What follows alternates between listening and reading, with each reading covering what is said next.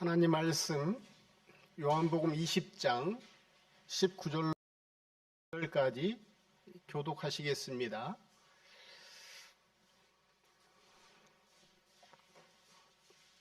요한복음 20장 19절로부터 23절까지 교독하시겠습니다. 이날 첫날 저녁 때에 제자들이 유대인들을 두려워하여 모인 곳의 문들을 닫았더니 예수께서 오사 가운데 서서 이르시되 너희에게 평강이 있을지어다. 이 말씀을 하시고 손과 옆구리를 보이시니 제자들이 주를 보고 기뻐하더라. 예수께서 또 이르시되 너희에게 평강이 있을지어다. 아버지께서 나를 보내신 것 같이 나도 너희를 보내노라. 이 말씀을 하시고 그들을 향하여 숨을 내쉬며 이르시되 성령을 받으라. 다 같이 읽겠습니다. 너희가 누구의 죄든지 사하면 사하여질 것이요 누구의 죄든지 그대로 두면 그대로 있으리라 하시니라. 예수님은 여러 사람들에게 그 부활의 모습을 보여주시면서 알려주셨습니다. 그래서 막달라 마리아와 다른 마리아가 최초로 예수님의 그 부활 사건을 목격하고 또 베드로와 요한에게 이를 알렸고 또 요한과 베드로가 예수님의 빈 무덤을 확인했습니다. 예수님의 제자들은 이미 그 부활의 사실을 알고 있었습니다. 또 뿐만 아니라 다른 제자들도 엠마오로 내려가다가 부활의 주님을 만나고 그 부활의 주님께서 이 엠마오로 내려가지 말고 다시금 되돌아가라고 해서 이 두 제자도 그 다른 제자들이 있는 곳으로 와서 예수님의 부활 소식을 알렸습니다. 그래서 19절에 보면 이날 곧 안식구 첫날이라고 하는 것은 예수님이 부활하신 날인데 저녁때 이 저녁때라고 하는 말이 무슨 의미냐 하면 모든 제자들이 다 알고 있어요. 예수님이 부활하셨다라는 소식을 이미 다 알고 있습니다. 그래서 제자들이 전부 다 모였습니다. 문제는 뭐냐 하면 문을 닫았다라는, 제자들이 유대인들을 두려워하여 모인 곳의 문들을 닫았다. 제자들이 두려워하고 있다는 거예요. 예수님의 부활을 듣고 또 경험적으로 엠마오로 가는 두 제자는 대화까지 하면서 경험적으로 체험을 했습니다. 알고 있어요.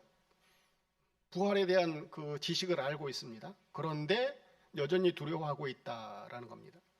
예수님의 부활의 소식이 이 제자들에게 두려움을 없애주지 못한 거죠. 그래서 유대인들이 자기네들을 죽일까봐 문을 떨고 있는 그 제자들에게 부활의 주님께서, 누가 문을 열어주지 않았는데 이 부활의 주님께서 찾아오셔서 하신 말씀이 뭐였느냐 하면 19절 하반절에 보면 예수께서 오사 가운데 서서 이르시되 너희에게 평강이 있을지어다 그랬습니다. 두려움에 떨고 있는 이 제자들에게 부활의 주님께서 주신 것이 무엇이냐 하면 평강이었습니다. 평강.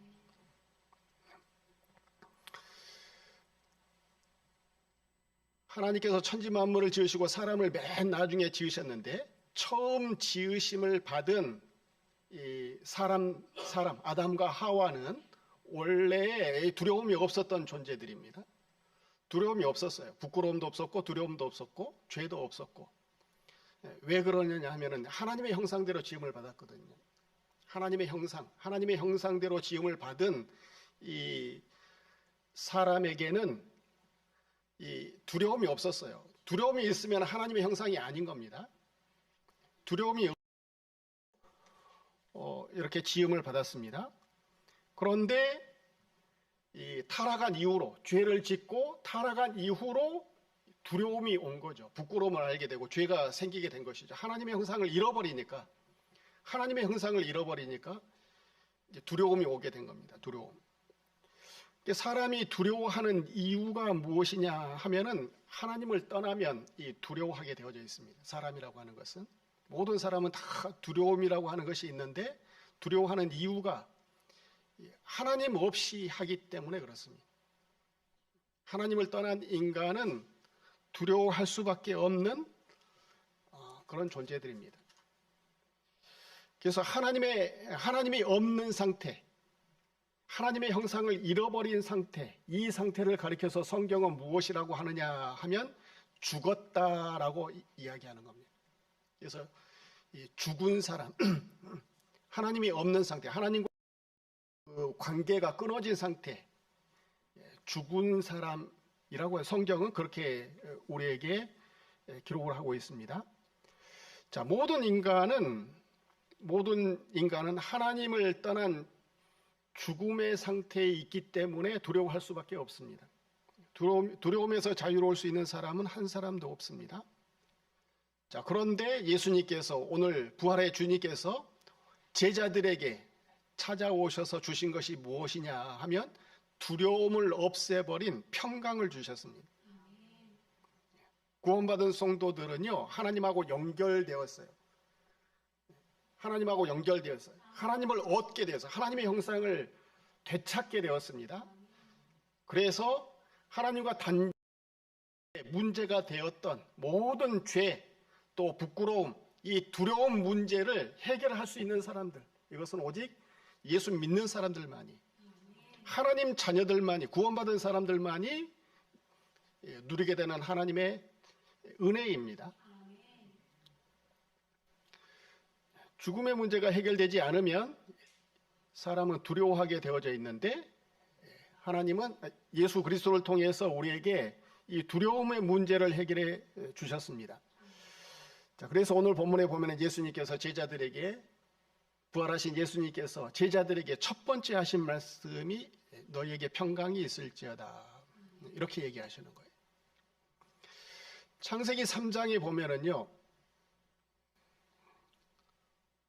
범죄한 이후에 아담과 하와가 무화과 나무 잎으로 옷을 만들어서 부끄러움을 가리우고 무화과 나무 뒤에 숨었습니다. 그래서 8절에 보면 하나님의 낯을 피하여 동산나무 사이에 숨은지라 여호와 하나님이 아담을 부르시며 그에게 이르시되 내가 어디 있느냐. 10절 다 같이 읽어보겠습니다. 시작.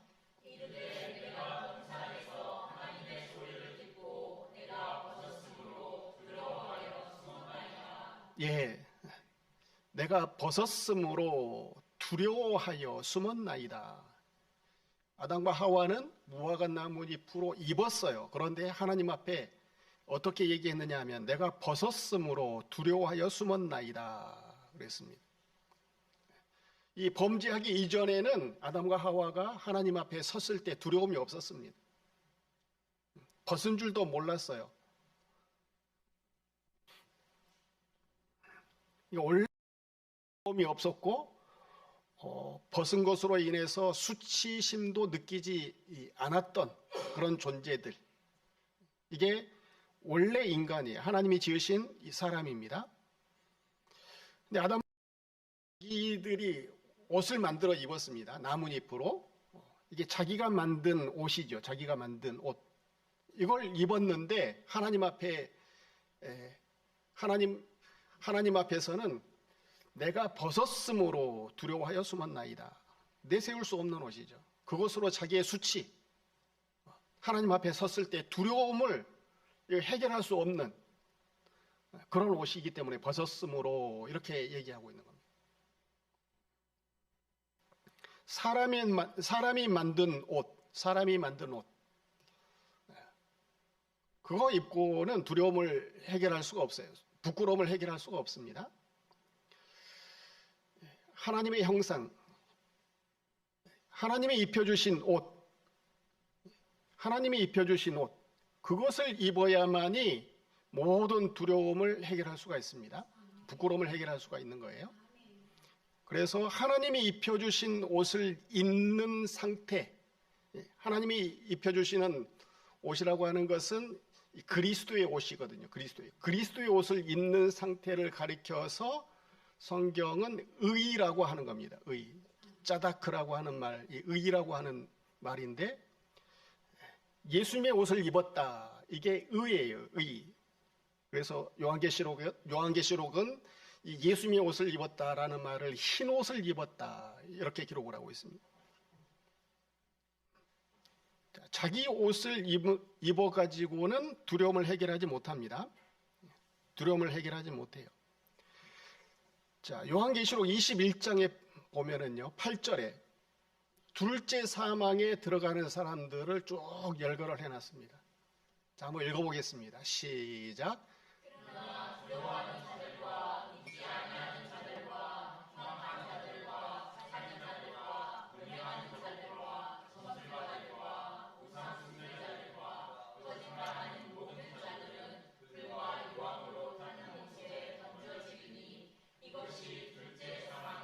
예, 둘째 사망이라고 하는 것은 영원한 사망, 지옥, 이걸 얘기하는 겁니다. 둘째 사망에 들어가는 사람들 가운데 맨 먼저 소개된 사람이 누구냐 하면은 두려워하는 자들. 하나님을 두려워하는 자들. 하나님 앞에 섰을 때에 이 죄의 문제가 해결되지 않는 사람은 심판을 당할 수밖에 없기 때문에 두려워하죠. 두려워하는 자들. 죄값을 해결하지 못한 사람들. 두려워할 수밖에 없죠.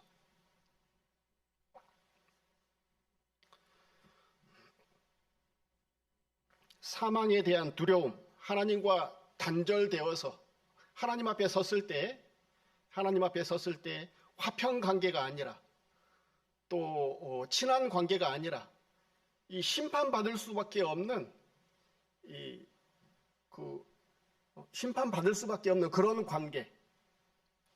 재판장이 이게 정죄를 해버리잖아요, 정죄를. 그러면은 그대로 하지 않습니까? 그러니까 죄를 지은 사람은 재판장 앞에 두려워할 수밖에 없지요. 두려워하는 거예요. 하나님 앞에 두려워하는 사람. 사망과 이 아무런 끈앞풀이 없는, 연결점이 없는 이 사망, 죽은 상태, 이런 두려움하고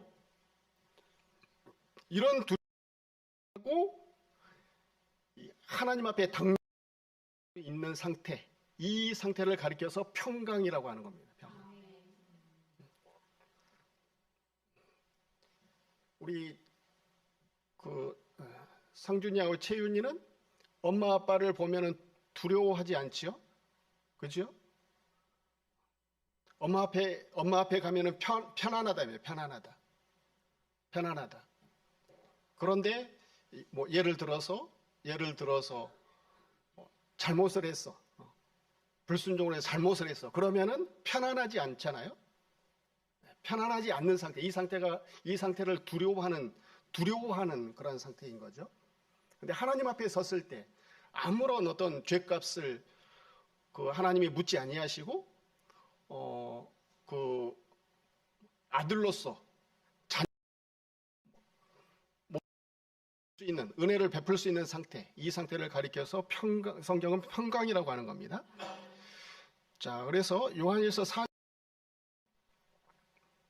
16절에 하나님은 사랑이시라. 하나님이 우리를 사랑하시는 사랑을 우리가 알고 믿었노니 하나님은 사랑이시라. 사랑 안에 거하는 자는 하나님 안에 거하고 하나님도 그의 안에 거하시느니라 그랬습니다. 하나님하고 연결된 상태, 사랑을 받을 수 있는 상태, 이 상태를 가리켜서 평강이라고 하는 겁니다. 이로써 사랑이 우리에게 온전히 이루어진 것은 우리로 심판날에 담대함을 가지게 하려 함이니, 담대함, 두려움이 없어요. 죄가 전부 다 지불됐기 때문에, 예수님 안에서 전부 다 지불되어버렸기 때문에 심판날에도 담대하죠. 두려움이 없지요. 주께서 그러하심과 같이 우리도 이 세상에서 그러하리라. 18절, 사랑 안에 두려움이 없고 온전한 사랑이 두려움에는 형벌이 있습니다. 죄에 대한 형벌이 있기 때문에 두려운 겁니다. 하나님 앞에 섰을 때 죄에 대한 형벌이 없으면 하나님 앞에 가는 것이 무섭지가 않아요. 두렵지가 않아요. 사랑 안에, 하나님은 사랑이신데 하나님 안에 들어갈 수 있는 사람, 사랑 안에는 두려움이 없어요. 누가 죄값을 해결하는 사람. 죄값을 해결하는 사람이 두려움이 없는 거예요. 하나님 앞에 갔을 때 두려움이 없는 겁니다. 그 사람을 가리켜서 평강이에요. 평강. 그 상태가 평강의 상태예요. 자, 우리 하나님 앞에 서도, 하나님 앞에 가서도 두렵지 않습니다. 두렵지 않아요. 죄값을 이미 다 해결해 버렸거든. 예수님 안에서. 예수님의 죽으심과 더불어서 나의 모든 죄가 해결돼 버렸기 때문에 하나님이 우리를 보셨을 때 더 이상 죄를 언급하지 않아요. 그러니까 평안하죠. 하나님 앞에 가도 평안하죠. 근데 이 죄값을 해결하지 못한 사람은 두렵죠. 두려워.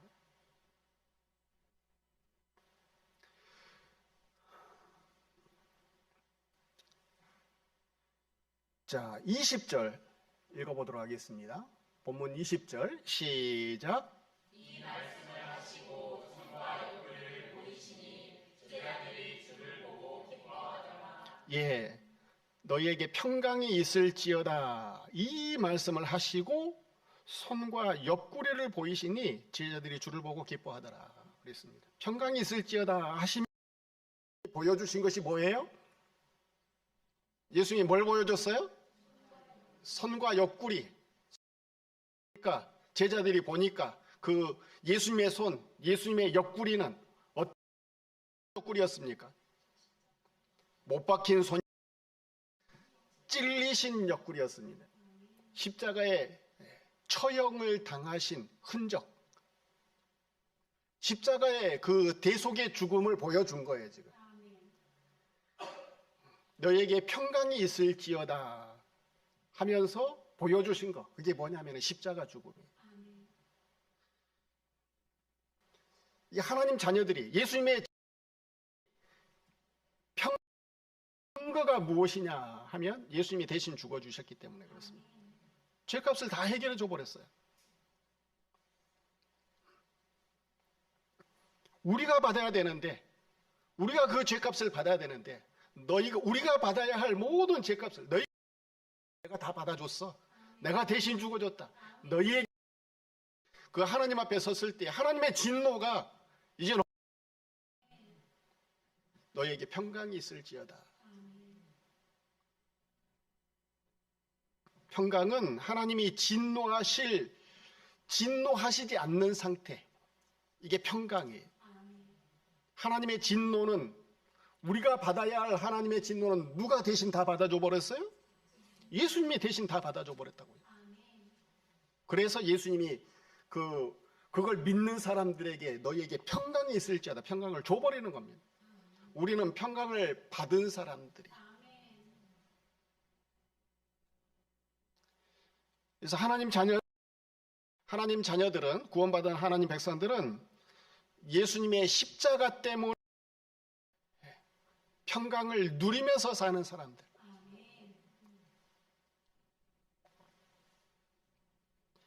자, 그런데 21절에 보니까 예수님이 또 말씀을 하세요. 읽어보겠습니다. 시작.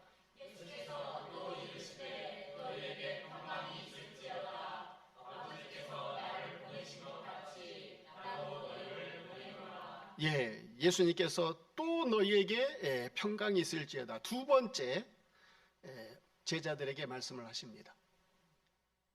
너희에게 평강이 있을지어다. 너희에게 평강이 있을지어다. 두 번 얘기하신단 말이에요. 왜 두 번 얘기하셨느냐 하면 제자들이 예수님이 주신 그 평강의 의미를 몰라.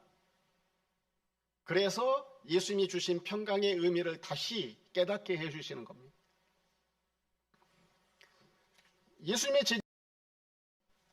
예수님이 제자들은 예수님이 너희에게 평강이 있을지어다 말씀하실 때 예수님으로부터 받아들인 그 평강의 의미를 세상적인 평강으로 그렇게 받아들였어요. 지금은 로마 시대의 그 식민지로 살아가고 있고, 그 다음에 예수님의 제자들이 되어서 또 핍박을 받고 있고, 이런 모든 세상적인 불안한 그런 상태에서 평안한 상태, 이걸 예수님이, 부활하신 예수님께서 해결해 주실 것이다. 세상적인 문제를 해결해 주실 것이다. 기대하면서 그렇게 이해를 한 거예요. 예수님이 주시고자 하는 평강은 그 평강이 아니에요. 하나님과 그 관계에 맺어진, 진노하실 필요가 없는, 하나님과 화평의 관계가 맺어진, 하나님의 모든 사랑을 받는 그런 관계로 관계가 된 그런 상태, 그걸 주고자 하는데 제자들이 제대로 못 깨달은 거죠. 우리가 예수를 믿어도요, 제자들처럼 그렇게 바라고 소원하고 구하는 경우가 많습니다. 그런데 예수님이 주시고자 하는 것은, 하나님이 주시고자 하는 것은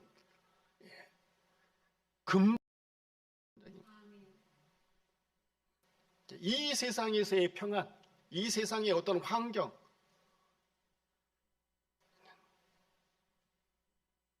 이걸 구하기가 쉬운데, 하나님이, 예수님이 주시고자 하시는 것은 죄에 대한 문제입니다. 영혼의 구원이에요. 영혼의 구원.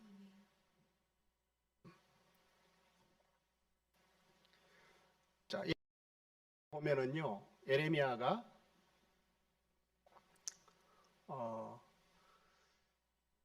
이렇게 얘기합니다. 여호와의 말씀이니라. 너희를 향한 나의 생각을 내가 아나니 평안이요 재앙이 아니니라. 너희에게 미래와 희망을 주는 것이니라. 그랬는데, 자, 이 내용은 어떤 내용이냐면, 예레미야가 그 하나님의 말씀, 계시의 말씀을 받아가지고 심판받는다. 바벨론에 포로 잡혀간다. 너희들 심판받고 포로 잡혀가. 그러니까 백성들이 그 예레미야의 말을 듣고 좋아할까요? 싫어할까요? 싫어하죠. 그런데 거짓 선지자들은 그럴 일이 없다. 우리는 하나님 지키신다. 평안하다, 평안하다. 이렇게 예레미야 6장에 보면 14절에 보니까 그들이 내 백성의 상처를 가볍게 여기면서 말하기를 평강하다, 평강하다 하나 평강이 없다. 거짓 선지자들은 이렇게 지금 외친 거예요. 예레미야는 심판받는다. 바벨론 포로 잡혀간다. 자, 그런데 포로 잡혀가는 그 재앙인데, 그런데 이 하나님께서 예레미야를 향해서, 예레미야를 통해서 이스라엘 백성들에게 주신 그 뜻을 이렇게 선포하고 있습니다. 너희를 향한 나의 생각은 내가 아나니 평안이요 재앙이 아니라. 지금은 현재 지금 바벨론 포로 잡혀가는 거, 이거 재앙인데 하나님이 주시고자 하는 것은 재앙이 아니고 평안이라는 거예요. 평안. 그러면 하나님이 주시고자 하는 평안은 무엇이냐 하면은요, 이 공의를 통과한 평안이에요. 이 하나님의 기준, 하나님의 법을 이렇게 제시를 했어도 거기에 거슬림이 없는, 그 어떠한 것도 처벌할 수 없는 상태, 공의를 통과한 상태, 공의를 거친 상태. 바벨론 포로 잡혀갔다가 다시 되돌아온다. 지금 이 예레미야 29장 11절의 말은 그거예요. 지금 너희를 향한 나의 생각은 재앙, 완전히 죽여고 되돌아온다. 바벨론 포로 잡혀갔다가 회복해서 하나님의 백성으로서 갖춰야 할 모든 의, 이 짜다크, 이거 하나님이 보셨을 때 기뻐할 만한, 하나님의 복을 받을 만한 사람으로 다시 되돌아온다. 회복이 된다. 공의를 통과하는 것이, 공의를 통과한 상태, 이것을 가리켜서 평안이라고 하는 겁니다. 우리는 공의를, 하나님의 공의를 완전히 만족을 하고 통과한 사람들, 이게 예수 믿는 사람들이에요. 우리가 받아야 할 진노, 하나님이 그 죄의 값을 정해 놨는데 예수님이 그 하나님의 진노, 공의를 갖다가 다 만족해 버렸어요. 담당해 주셔 버렸어요. 우리가 받을 죄값은 없어요. 그러니까 우리는 평안만 남은 거야. 평강만 남은 겁니다. 평강. 이것을 알고 누리는 사람이 있고, 모르고 그 예수를 믿어도 하나님이 예수님께서 우리에게 주신 그 평강이 무엇인지도 모르면서 살아가는 사람들이 있죠. 아는 사람은요, 기뻐할 수 있죠. 내가 받을 죄값이 없으니까. 담대하게 하나님 앞에 그 뭐 상준이가 채윤이가 또 엄마한테 우리 연우 엄마한테 당당하게 엄마 어저께 금요일 날 보니까 피곤해 죽겠는데 끌고 가더라고. 놀이터 끌고 가는. 놀고 가자. 엄마 놀고 가자. 빨리 갔으면 좋겠는데 얼굴에 써졌어. 두려움이 없는 거죠. 두려움이 없는 거죠. 당당하게. 무섭지 않아요. 평강입니다. 평강. 하나님 앞에 자신 있게 가는 거죠. 자신 있게. 죄가 있는 사람은요. 죄가 있는 사람은 이거 두려워서 이거 막 끔찍합니다. 끔찍해. 죄가 있는 사람은 평강할 수가 없는 겁니다.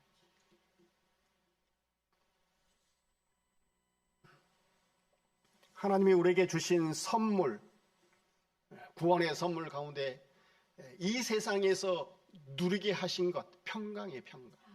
평강을 누리면서 사시기 바랍니다. 부활의 주님께서 모든 것을 다 지불하시고 다시 살아나신 우리 주님께서, 대속의 주님께서 우리에게 주신 것, 선포하신 것, 평강이에요. 평강. 지금 쫓겨다니고 핍박을 받고 가난하고 병들고 여러 가지로 힘들고 어려운 문제 가운데서도 예수님을 통해서 내게 주신 이 그 은혜로 말미암아서 내게 주어진 평강, 이것으로 살아가는 사람들, 이것이 예수 믿는 사람들입니다. 그래서 부활의 주님께서 제자들에게 첫 번째 하심의 말씀이 너희에게 평강이 있을지어다. 자, 이 평강을 우리는 받아들이면서 받고 이 세상에서 누리면서 사는 거죠. 평강을 누리면서 사시기 바랍니다. 힘들고 어려워도 아무리 괴로워도 세상 일이 잘 안 돼도 문을 닫고 감추면서 이렇게 그렇게 살아가야 해도 예수님은 너에게 평강이 있을지어다. 이렇게 선포하셨어요. 우리는 어떻게 살아야 되느냐? 평강을 누리면서 사는 것이 구원받는 사람들의 합당한 삶입니다. 그래서 은혜를 아는 사람, 내게서 주어진 것이 어떤 것인 줄 아는 사람은 이 평강할 수가 있죠. 모르는 사람은 불안하고 두렵고 어떻게 해야 되나. 세상 일이 다야. 우리가 사는 세상은 잠시 잠깐입니다. 인생이 70이요 강건하면 80이라고 그랬습니다. 잠깐이에요. 영원한 세상에서 우리가 살아가는 100년도 안 되는 이 삶이라고 하는 것은 점도 찍을 수가 없는 순간입니다. 순간. 그 순간을 우리가 살아가고 있는데 그 영원한 그 평강이 우리에게 주어졌는데 이 잠시 잠깐의 순간에 우리가 그 선택을 했어요. 우리가 그와 같은 은혜를 받았어요.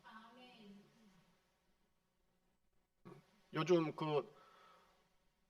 주식이 유행이잖아요. 주식이 어떤 것을 선택했느냐에 따라서 대박이 날 수도 있고 쪽박이 될 수도 있고. 우리 잠시 잠깐 우리는 대박. 영원한 평강.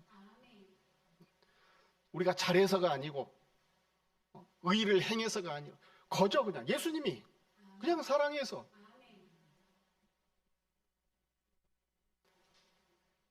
그래서 이 은혜를 아는 사람들은요, 세상에서 좀 잘 안 돼도 내 마음대로 잘 안 돼도 평안을 누리면서 살아갈 수가 있습니다. 그래서 예수님이 원하시는 거, 이 제자들에게 원하시는 거, 너희에게 평강이 있을지어다. 우리에게도 마찬가지죠. 우리에게 부활하신 예수님께서 요구하시는 거, 원하시는 거, 평강으로 살라는 거, 평강이 있는 그런 우리 성도들 되시기 바랍니다. 자, 찬송가 한 곡 하겠습니다.